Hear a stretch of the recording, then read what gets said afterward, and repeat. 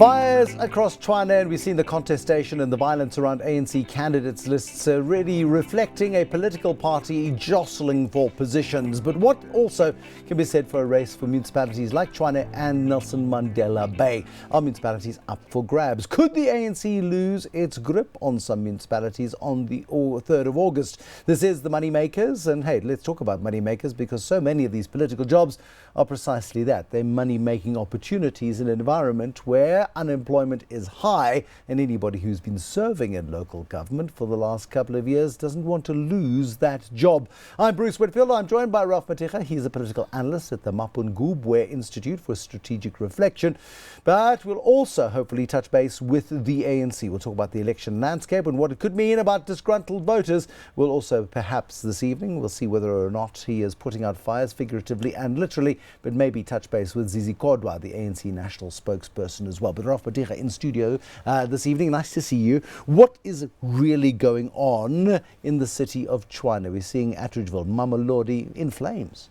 I think, Bruce, you nailed it when you said it's about the money. And I think there is a growing realization within the ANC members that actually the stakes are high within municipalities. These are vehicles for patronage within municipalities. That is the reason why you cannot deal with problems between factions. It is becoming a winner-takes-all approach, because if this was about serving the interests of the people, you could actually reconcile the differences that exist. Now you have the ANC going into Tshwane, coming up with their compromise candidate, the mayor there, and the local chiefs are saying that no, we are not going to take this. And now the ANC has got two factions angry at it. Maybe they should have thought about it and opted for one of the factions in Tshwane, and they will have only one faction to worry about. Now, Jose Ramokgopa, he's done an okay job as mayor. There's lots of Wi-Fi about the place. Lines in the streets are painted. The street lights work from time to time. As far as mayors go, he's not been a disaster, has he?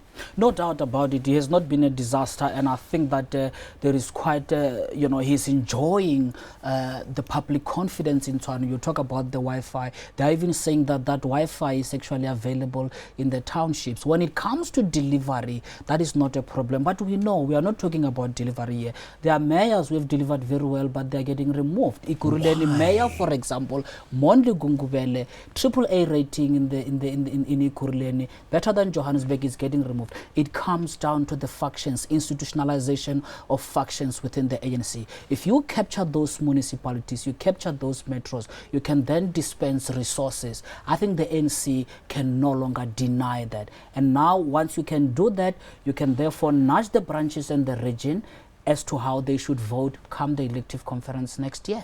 Now, we look at Tshwane and we look at Toko Dudiza, who is being put into the role as the candidate for mayor of the city of Tshwane. Highly respected. I think she's got good cross-party support in Parliament, where she has been. There's been a lot of support for her, and she's stood in Parliament in terms of her role with Mathekga, who's been quite a fractious character in Parliament. People respect her. Why is she? Is she the problem in Tshwane, or is it something deeper? Well, she's an outsider in Tshwane. They will not have her in Tshwane. She's coming into a turf that people believe belong to them. Tshwane, the local politicians within Tshwane are trying to retain control and maintain control going forward within Tshwane, and they would not have an outsider imposed by the Lutuli House. But I think, Bruce, there is another deeper issue here, which I think will taint Toko Dudiza. She's being imposed by Lutuli House. Lutuli House, as we speak, has lost credibility when it comes to making decisions and having them followed by your regions, particularly in Gauteng. They just came from trying to clean up the issue around President Jacob Zuma, and now they are coming, imposing these candidates, and the branches and regions are saying, no, you have got no moral standing to tell us what to do. This is what I think is at play. Let's get the reaction of Zizi Kodwa, National Spokesperson for the ANC. He joins us on the line on the MoneyMakers this evening. So, Zizi Kodwa, you're imposing your will as Lutuli House on the regions. The regions are rebelling. That is the view of Mathekga this evening. What is your response to that? No, the view that anybody was imposed is a pedestrian analysis. It's not informed and it does not understand the ANC processes. Comrade Toko comes from Tshwane. She's a branch member. She has been a ratepayer for the past 20 years living in Tshwane. And you must understand firstly the process. There were three names as per the guidelines which were submitted to the PEC of Gauteng by the REC of Tshwane top on the list of that name was Mapiti. Khosientswe, the current chairperson and the current mayor, was not on that list. So even if you would have considered the list coming out by the province, that his name would not have been there. But the province took a view out of the three names that all of them were not suitable. And hence they went to the special NEC without a name for Tshwane. Hence there was a delay in terms of the announcement. And themselves, they've asked for intervention. In that intervention, they mentioned the name of Tokoti did not come from Luthuli House. And again, this pedestrian analysis, we think that everything comes from Luthuli House.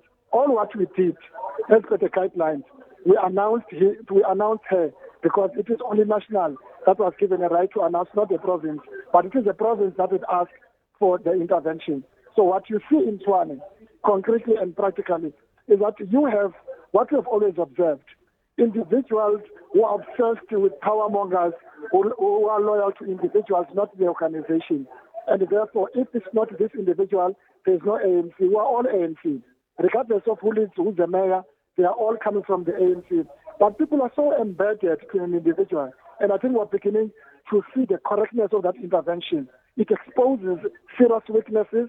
And I think even if we would have taken the name of Mapiti, who was number one on the list, who was submitted by the region, I can tell you the situation would have been the same.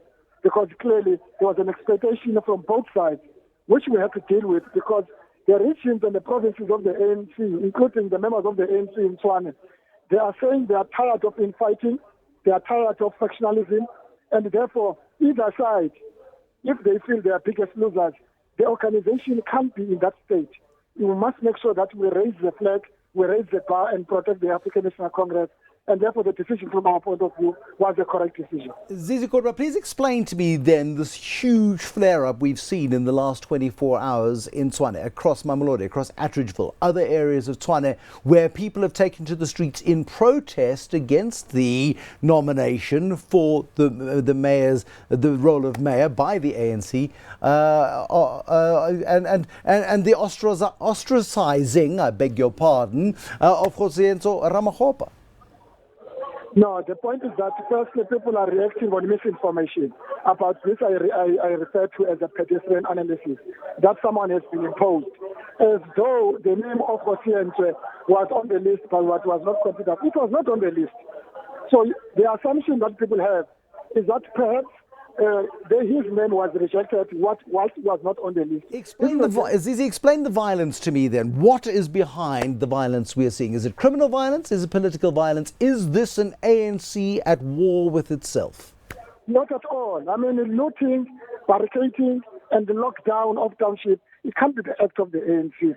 ANC dissents itself. We don't think even by seeing people wearing ANC t-shirts, we must describe that these are ANC.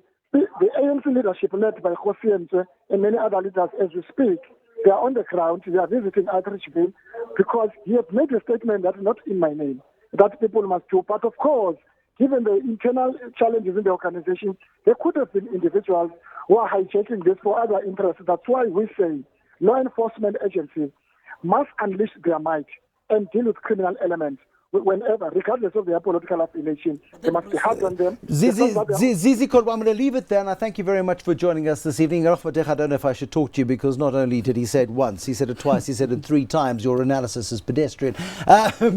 Your response to Zizi Kodwa? Well, there's a whole lot of pedestrians out there in Tshwane burning down the city. Are you saying that you are going to write this off as just a big misunderstanding? That's what has happened. And I don't think looks like the attempt. That looks like the attempt. You can't wish that away. You can't just say that the entire city, the whole region itself misunderstand what is going on clearly. And you can't also say that had they opted for Mapiti, the reaction would have been the same. The reality is that as we speak, Luthuli House is unable to rein in anyone actually within their regions.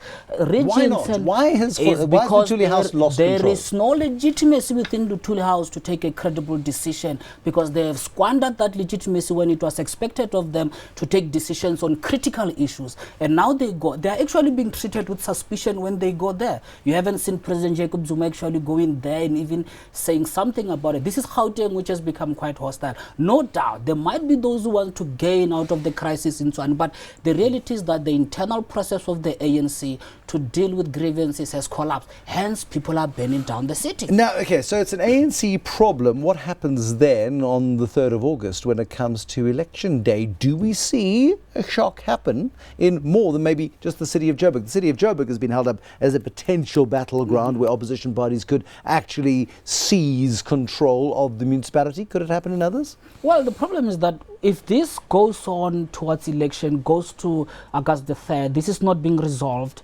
until August the 3rd, what you are going to see is the drop in the ANC electoral base. There have been speculation that the opposition will make inroads. For me, the opposition does not even have to make inroads into the ANC. They just have to wait and fold their hands, and they will be watching the ANC electoral base dropping, and that, I think, is not good news for the ANC. Now, if we consider that this is an ANC at war with itself, if this is what is happening, and that's the most likely analysis, pedestrian or not, of what's going on in Atteridgeville and Mamelodi, what happens if an opposition party wins? Well, clearly you are going to see disruptions, because if the ANC members see the solution of the city only as lying within the ANC itself, it means they are not willing to consider the opposition as a solution. What you are going to look at is a very unstable region, because if the opposition wins, if the members of the ANC, or maybe let's say majority of the people there, do not see the solution as within the ANC but are not willing to vote for the opposition parties, you are going to see disruptions going forward. We must talk about this another time, but you've got a book coming out, and it's called After Zuma. I think that's the working title. It's still got to be finalized, but you take the position in the book, and we'll talk about it again, but it's about Jacob Zuma may go, but he's leaving behind a tangled mess behind him, the mess of patronage, the mess of networks of people who are willing to go to extreme ends to protect their own interests. Exactly, the cult of personality that you are talking about. When did it firstly start to emerge? When he became the president of the ANC around 2009. These are institutional reminiscences that are going to remain. And now we are having, even in Tshwane, the cult of personalities continue. We are going to be left with a Could huge Diza not institution. unite the ANC in Tshwane? Is she perhaps the white knight, so to I speak? think she's going to be stranded in a council that doesn't support her. Imagine her going into that council where everybody said that who put you here, we are not going to support you. The problem is that as we speak, there is no central coherence as to what the ANC stand for. What you have now is a conglomeration of branches, it's a conglomeration of regions where everybody seems to be doing what interests them. That's a really interesting position we find ourselves in. It's unsettling, of course, as the fires burn across parts of Tshwane. Mathekga, political analyst at the Mapungubwe Institute for Strategic Reflection, and Zizi Kodwa, the national spokesperson for the ANC, joining us this evening on the MoneyMakers. Thank you so much for watching, and have yourselves a very good evening. Until next time, bye-bye.